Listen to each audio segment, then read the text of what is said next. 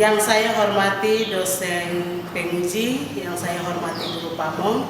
Perkenalkan, nama saya Marcawin Kabuduas SPD. Saya adalah guru di SMP Negeri 1 Atap Kasukwe di Kecamatan Sarmi Selatan, Kabupaten Sarmi, Provinsi Papua.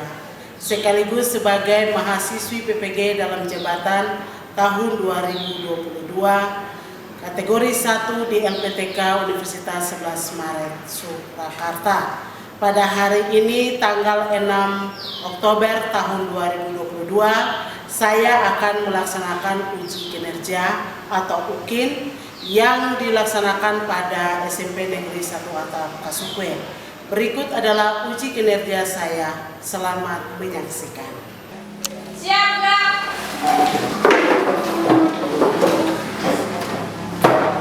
Salam pada Ibu Guru. Selamat pagi, Ibu Guru. Selamat pagi anak-anak. Pagi, luar biasa. Tetap semangat, guys. Terima kasih, silakan duduk. Baik.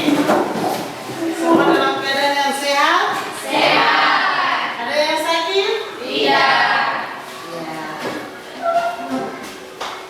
Ya, sebelum kita mengawali kegiatan kita pembelajaran di hari ini, aku minta satu siswa akan pimpin kita dengan doa.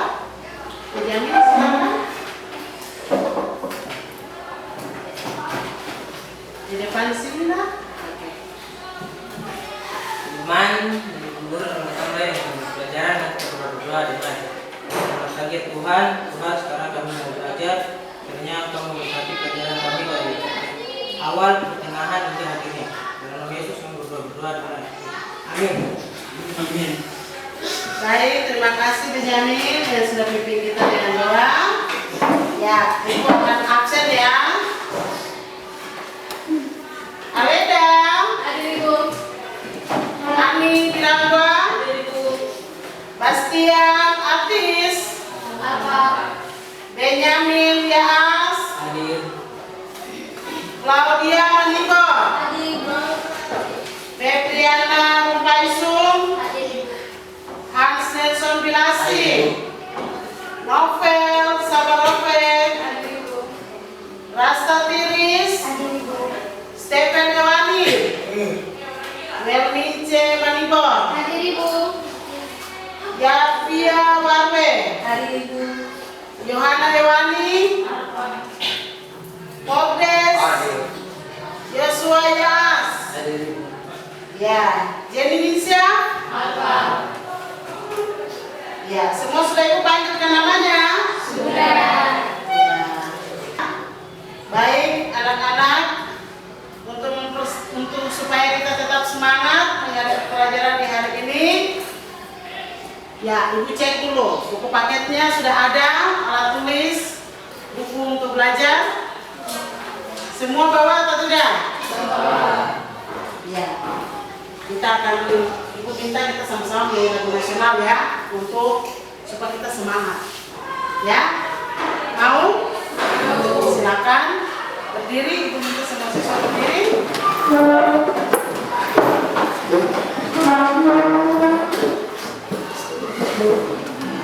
Ya, dengan sikap yang baik ya, kita ini sebenarnya menyanyi lagu ini untuk supaya membangkit semangat kita belajar di saat ini ya.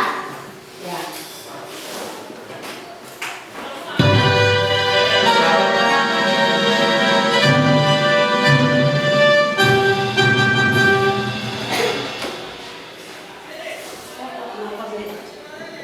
Oke.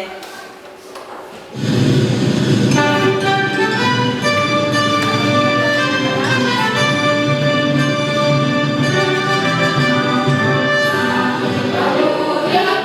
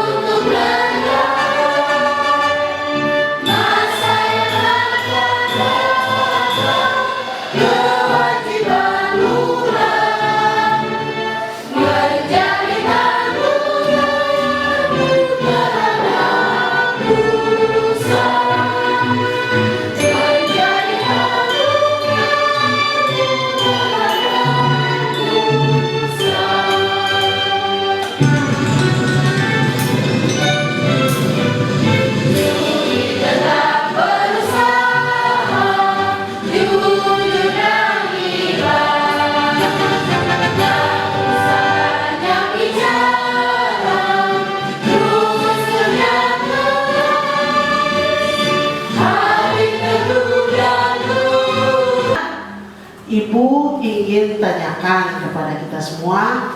Pada dasarnya pembukaan Undang-Undang Dasar 1945 terdapat 4 alinea, di setiap alinea terkandung pokok-pokok pikiran. Itu materi kita yang sebelumnya terkait dengan sila Pancasila, yaitu ada 4 alinea ya yang terkait dengan sila Pancasila. Mungkin ada yang bisa sampaikan untuk kita? Ibu minta satu siswa. Bisa ya? Alinea pertama terkandung makna sila keberapa? Siapa yang tahu? Alinea pertama terkandung makna sila keberapa? Alinea pertama terkandung dalam makna sila ketiga. Isinya apa? Isinya mengatasi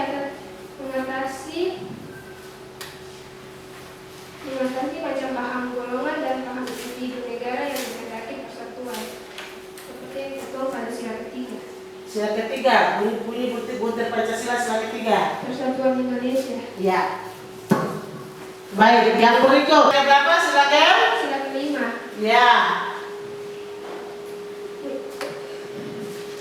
Pikiran ketiga merupakan berdasarkan pada kesadaran bahwa manusia mempunyai hak dan kewajiban yang sama seperti yang tertuang pada sila kelima, keadilan sosial bagi seluruh rakyat Indonesia. Iya, oke.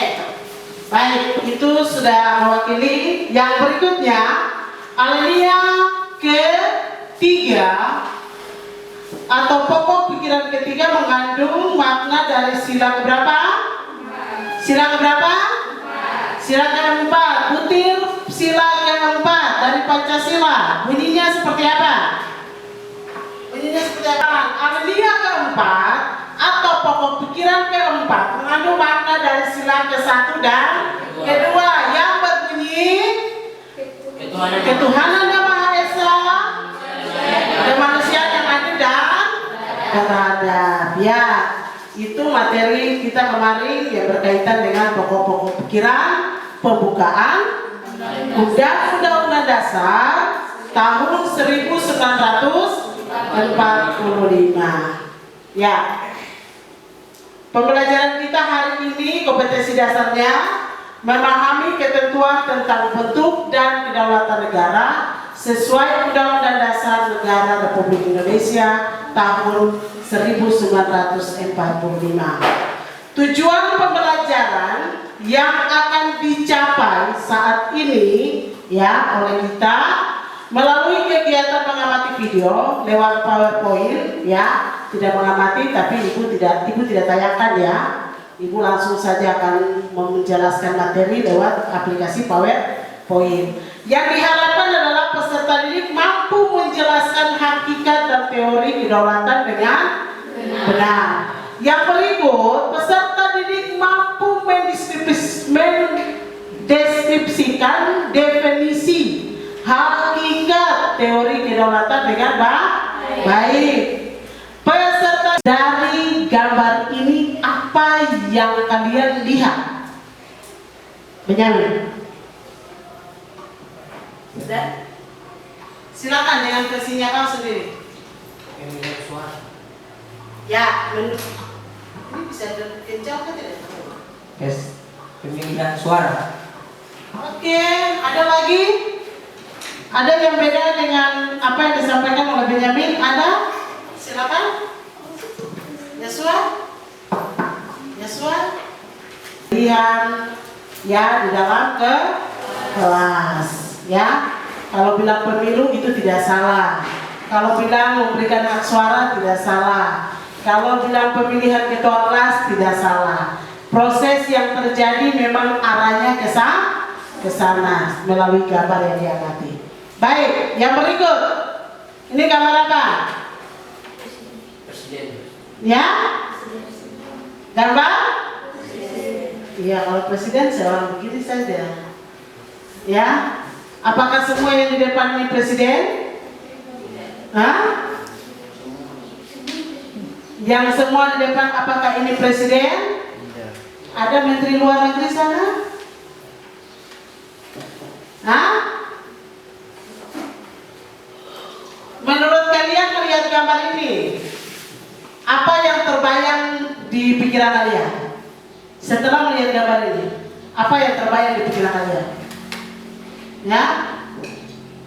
Ada yang bisa sampaikan buat kita? Semua di dalam ruang kelas ini? Ayo Feby.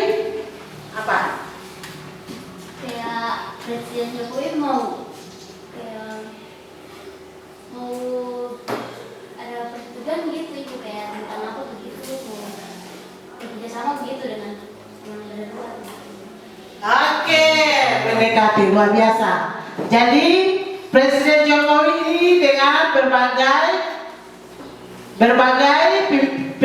pemimpin dari negara lain. Kalau tadi Ibu kutip bahwa membangun kerjasama, ya.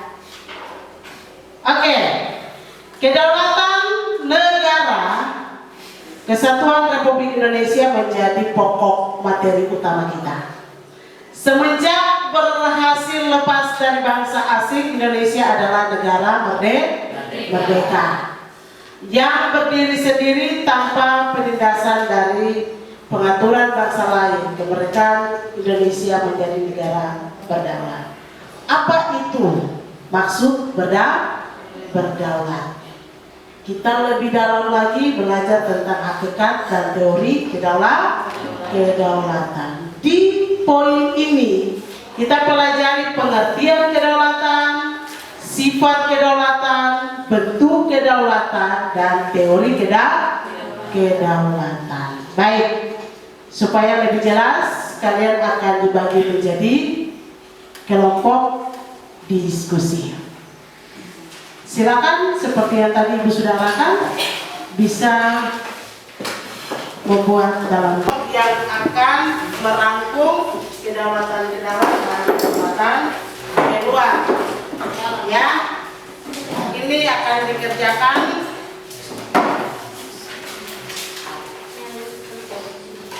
setiap siswa. Ibu akan bagikan LKPD-nya.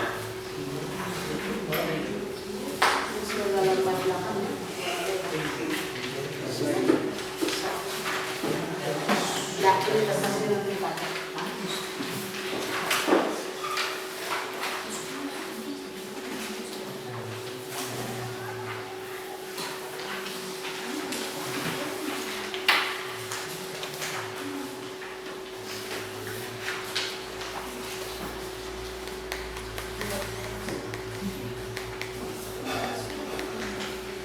Ya, LKPD itu akan dikerjakan terus kasih berorang sehingga kalian tidak saling melihat satu sama lain, bisa didiskusi, tidak ada masalah.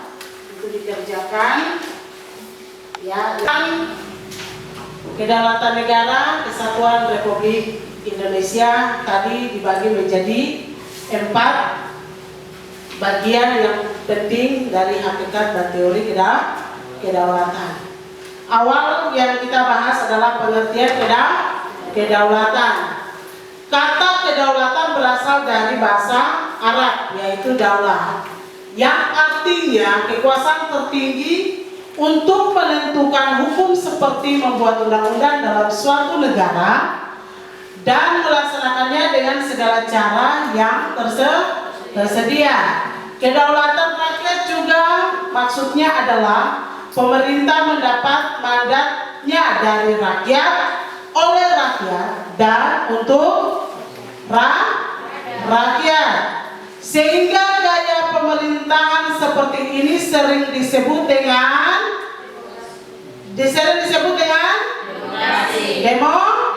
demokrasi, yang maksudnya dari, oleh, dan untuk rakyat. Oke. Sifat kedaulatan adalah kekuasaan tertinggi untuk menentukan hukum dalam suatu negara, memiliki 4 fungsi utama atau pokok, ya, yaitu asli, permanen, tunggal, tidak terbatas. Maksud dari asli artinya kekuasaan tidak berasal dari kekuasaan lain yang lebih tinggi. Permanen artinya apa Apa ini? Permanen artinya Kekuasaan itu tetap ada sepanjang negara, tetap berdiri walaupun pemerintah sudah berganti. baik. Tunggal, ya. Tunggal artinya Kekuasaan itu merupakan salah satu dalam negara dan tidak dibagikan kepada badan-badan lain serta tidak terbatas, yang artinya kekuasaan itu tidak dibatasi oleh kekuasaan lain. Itu adalah sifat, yang tadi adalah sifat kedaulatan. Konsentrasimu di mana? Sifat kedaulatan. Sifat kedaulatan.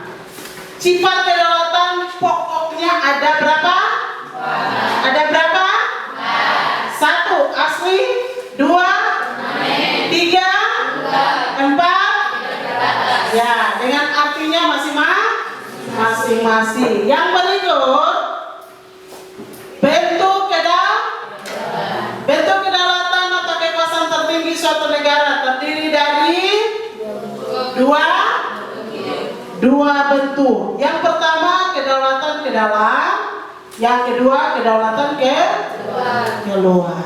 Kedaulatan ke dalam berarti bangsa Indonesia yang merdeka,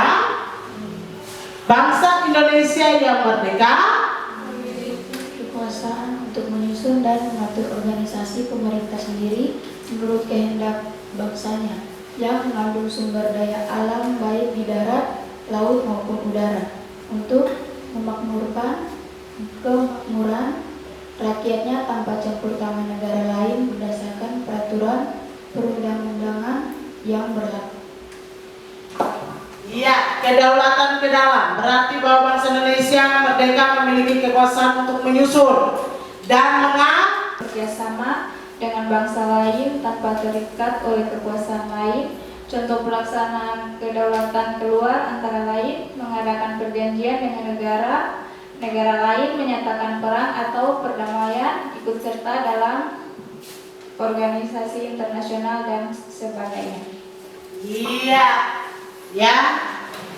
Kedaulatan keluar mempunyai kekuasaan untuk berhubungan atau kerjasama dengan bangsa lain. Indonesia dengan Malaysia, Indonesia dengan Jepang, Indonesia dengan Amerika, Singapura dengan berbagai hubungan kerjasama baik pendidikan, ekonomi, sosial, budaya, politik, ya, tanpa terikat oleh kekuasaan lain.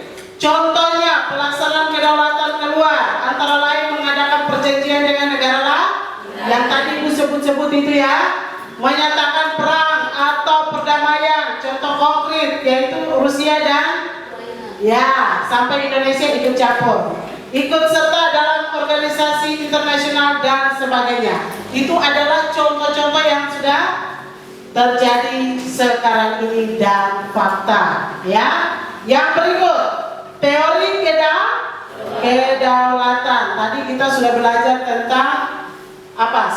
Sifat, bentuk. Sekarang teori kedaulatan. Sebetulnya siapa yang pemegang kedaulatan dalam suatu negara? Siapa? Presiden. Iya. Benarkah rakyat? Benarkah rakyat atau presiden? Benarkah rakyat atau presiden? Atau justru ya pemerintah itu presiden bisa? Benarkah rakyat atau presiden? Atau pemerintah di sana? Justru pemerintah. Pernyataan di atas ini menyimpulkan bahwa tokoh politik bahwa kedaulatan yang pertama, yaitu kedaulatan kepada Tuhan.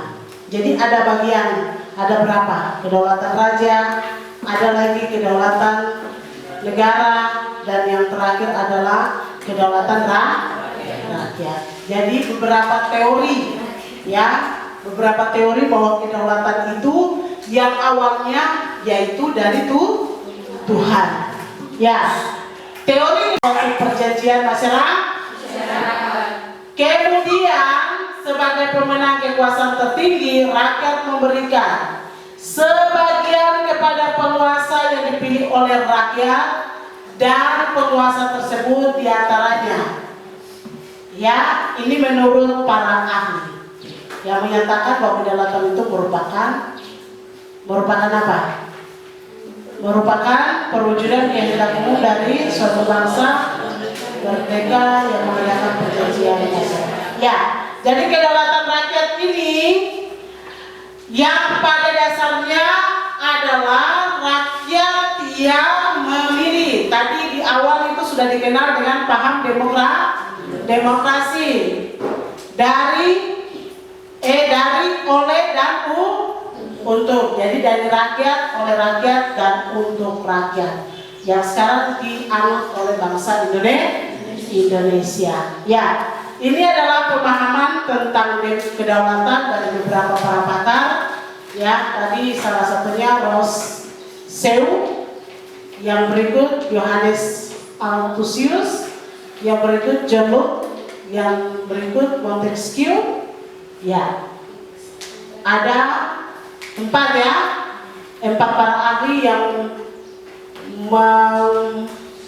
meneliti dan mencari arti sebenarnya tentang kedaulatan. Ya, pembagian kekuasaan negara dibagi menjadi 3 bagian. Yang sekarang dianut oleh bangsa Indonesia ada legislatif, eksekutif, dan yudikatif. Legislatif berkuasa membuat peraturan dalam suatu, ini adalah tugas dan fungsinya. Eksekutif berkuasa untuk melaksanakan peraturan yang berlaku. Kalau yudikatif menegakkan ya. Ya, ini menegakkan peraturan perundangan yang berlaku apabila terjadi. Iya, jadi kalian sudah bisa bedakan ya. Ada legislatif, eksekutif, yudikatif. Yang dibilang dengan legislatif ini seperti apa? Contoh konkretnya, lembaga yang konkret dibilang ya, pembagian kekuasaan legislatif. Apa? Kedaulatan ke dalam, kelompok kedaulatan keluar, dan di sana kelompok kedaulatan ke dalam dan ke keluar. Oke. Yang kalian cari adalah apa itu? Ya, ada di LKPD-nya, bisa dikerjakan.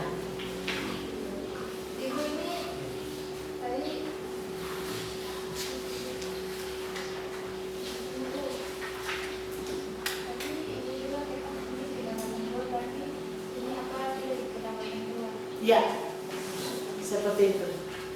Yang ini juga ke dalam, di sana yang keluar dan ke dalam. Oh tidak, ini seimbang ya. Ini ke dalam, itu keluar, ini yang ke dalam dan keluar karena siswanya lebih banyak. Oke, betul. Ini ke dalam, di sana keluar, tengahnya ke dalam dan keluar. Siswanya lebih banyak. Baik, silakan.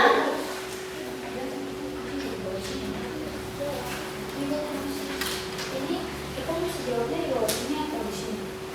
Boleh, di bawah sini boleh. Nanti ini sini sebentar masing-masing.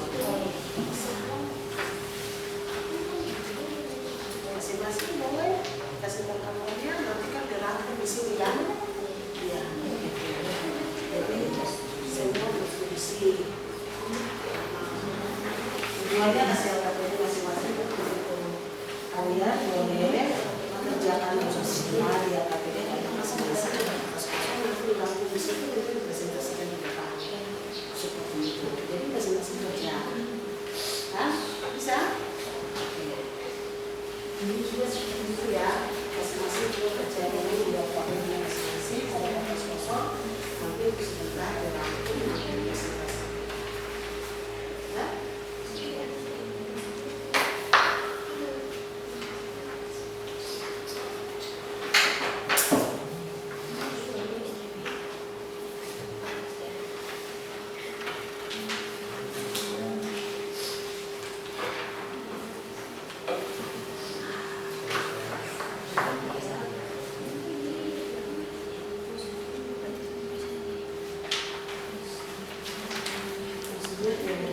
dalam dan keluar berkaitan dengan hakikat dan kan kalian membandingkan kan antara teori keluar dan ke dalam. Ya. Jadi tadi kan tujuan pembelajaran terakhir itu membandingkan. Jadi harus dibandingkan antara konsumsi yang bisa statement. Sampaikan hasil diskusi kelompok. Ada penunjuk lain bisa digunakan? Tes.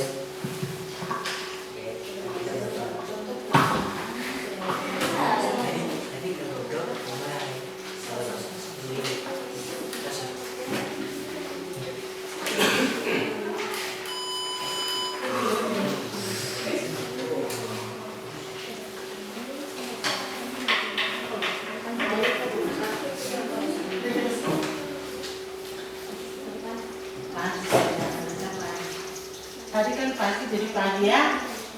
Ya, anggap saja kita pembelajaran pertama. Pagi saja sama semua pada pagi.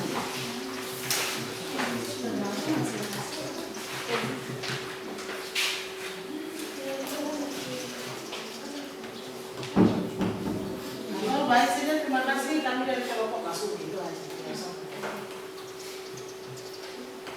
Sudah boleh? Ada jalan? Bisa. Baik kami dari kelompok kedaulatan ke dalam. Sabar-sabar. Boleh? Bisa? Baik kami dari kelompok kedaulatan lama akan mempresentasikan hasil diskusi kami. Untuk itu perkenalkan nama saya Claudia Menimur. Perkenalkan nama saya Fitri Baisu. Perkenalkan nama saya Minias. Perkenalkan nama saya Josaya.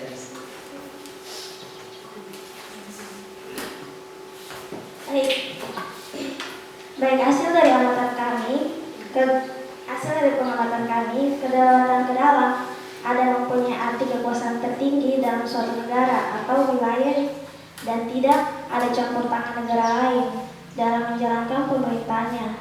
Dan ada juga bentuk kedaulatan yang memiliki suatu negara untuk menyelenggarakan kehidupan negaranya melalui lembaga perangkat negara yang dimiliki. Ada juga sifat kedaulatan dalam merupakan sebuah negara pemerintahan yang berhak mengatur segala bentuk kepentingan masyarakat untuk melalui beberapa negara. Mungkin itu saja hasil dari pengamatan kami. Mungkin dari teman-teman di kelompok ada pertanyaan-pertanyaan. Contoh pelaksanaan kedaulatan negara. Berdiri, nama saya dari kelompok apa, terus memberikan pertanyaan. Gitu. Suara yang keras. Tidak apa-apa. Nama saya Astra Tiris, saya dari kelompok kedaulatan kedua dan bertanya apa contoh pelaksanaan kedaulatan ke dalam. Baik, contoh pelaksanaan kedaulatan ke dalam, pemerintah membuat peraturan perundang-undangan. Yang kedua, rakyat Indonesia punya hak memilih presiden dan wakil presiden dalam pemilu. Yang ketiga, masyarakat berhak memilih wakil rakyat, yakni anggota DPR dan DPD lewat pemilu. Itu saja. Ada lagi? Menurut ditanyakan lagi kelompok yang bertanya sudah dimengerti. Tadi ditanyakan saja. Kelompok yang bertanya sudah mengerti? Sudah. Baik, tepuk tangan untuk kelompok yang sudah. Kemudian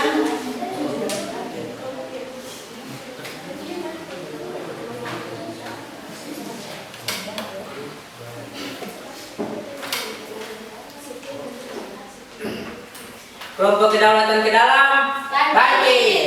Kelompok kedaulatan ke dalam bergerak. Kelompok kedaulatan ke dalam Jaya. oke.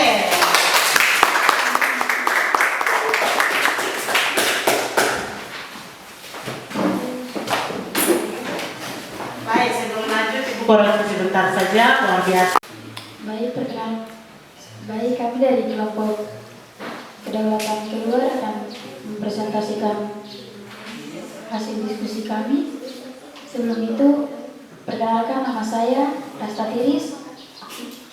Perkenalkan, nama saya Yafia Warwe. Kelompok lain observasi. Perkenalkan, nama saya Supernita Kanigor. Perkenalkan, nama saya Polis dari Pusat Pengumuman.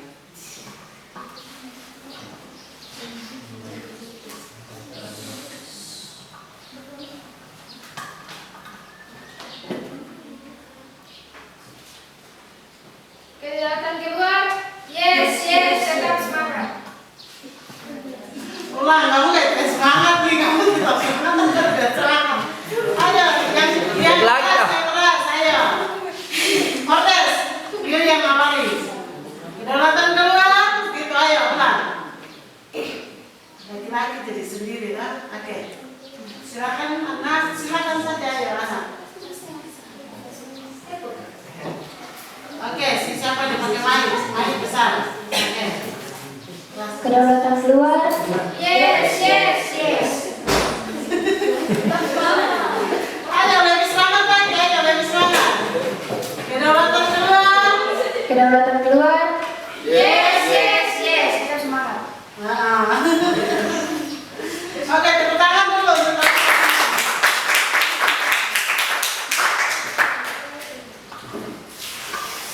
Ya, tokonya disingkirkan itu nah, supaya bukan lagi jelas.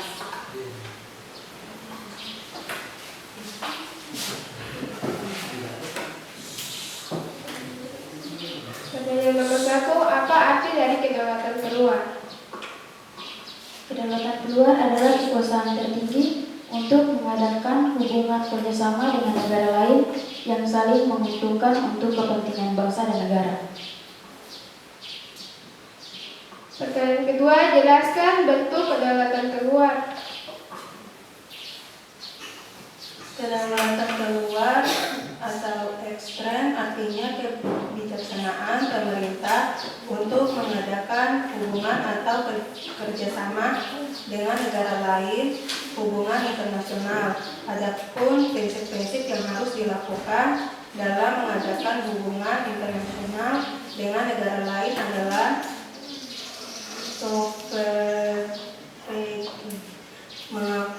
pengakuan persamaan derajat sebagai negara merdeka. Resiprositas adalah hubungan antara negara atau yurisdiksi lainnya di mana terjadi pemberian hak istimewa secara timbal balik di bawah suatu perjanjian kerjasama. Adapun kedaulatan keluar memiliki 4 sifat pokok, yaitu asli, artinya kekuasaan tidak berasal dari kekuasaan lain yang lebih tinggi. Permanen, artinya kekuasaan itu tetap ada di sepanjang negara, tetap berdiri walaupun pemerintah sudah berganti. Tunggal, artinya kekuasaan itu merupakan satu-satunya dalam negara dan tidak dibagikan kepada badan-badan umum. Tak terbatas, artinya kekuasaan itu tidak dibatasi oleh kekuasaan lain.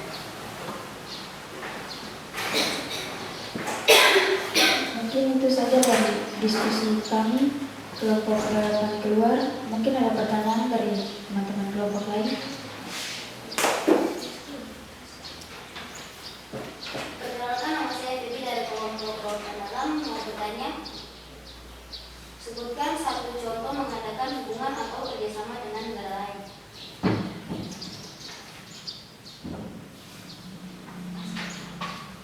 Contohnya saling menjaga kehormatan antara negara.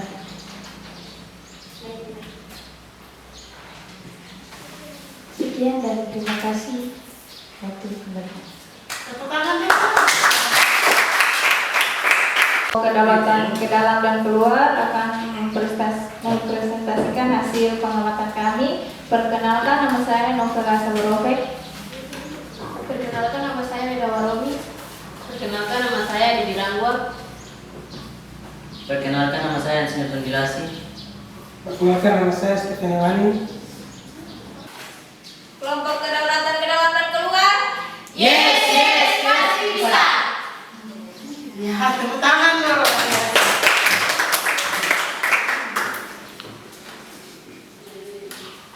Hasil rangkuman kedaulatan ke dalam dan keluar. Kedaulatan ke dalam adalah kekuasaan tertinggi dalam negara untuk melaksanakan fungsi negara dalam urusan nasional atau dalam negeri. Kedaulatan keluar adalah kekuasaan tertinggi bagi suatu negara untuk melaksanakan fungsi negara dalam urusan internasional atau luar negeri. Baik, mungkin itu dari kami. Sekian dan terima kasih. Ada yang mau ditanyakan? Ditanyakan dulu ke kelompok. Ada yang ditanyakan? Mungkin dari kelompok-kelompok lain ada yang ditanyakan?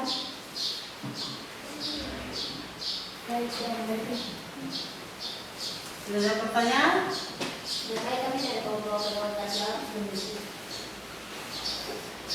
Oke, silakan. Kedaulatan ke dalam, keluar, dan membandingkan antara kedaulatan ke dalam dan keluar. Ada contoh konkret yang kalian juga tambahkan di dalam. Berdasarkan gambar hasil presentasi, ini adalah hasil daripada contoh konkret kedaulatan ke dalam. Tadi ada kelompok yang menyampaikan berdasarkan proses pemilu di pemilihan DPR, DPRD, DPRP, atau di tingkat sekolah itu biasa di lingkup pemerintah ya. Kalau tingkat sekolah itu ada pemilihan ketua kelas, ada ketua OSIS, itu sama saja dengan proses kedaulatan ya. Sehingga pembelajaran selanjutnya itu untuk meningkatkan kalian sebagai siswa, lebih belajar banyak pengetahuan, banyak hal yang akan kalian memahami tentang materi-materi pembelajaran. Kita sudah di bab ketiga ya. Ini bab terakhir sebenarnya dari pembelajaran kita untuk kelas 9 semester 1. Baik, masih ada 2 subpokok bahasan lagi. Kita baru bahas 1 subpokok bahasan di bab 3. Nanti siapus PTS kita akan lanjut. Baik, itu saja yang Ibu tambahkan. Ibu mengundang kita semua bangkit berdiri. Ya, kita berdiri semua. Kita akan melakukan doa bersama untuk mengakhiri pembelajaran kita siang hari ini. Ya, silakan. Baik teman-teman dan ibu guru, sebelum kita pulang, mari kita berdoa ya. Tuhan, terima kasih karena Engkau telah memberikan dari pembelajaran kami dari awal kita mengakhirinya. Karena kami telah pulang dan Engkau memberkati masing-masing dengan selamat. Menjaga kami Tuhan, kami sudah berdoa dan biar kami. Sudah boleh sekali, sudah boleh siang.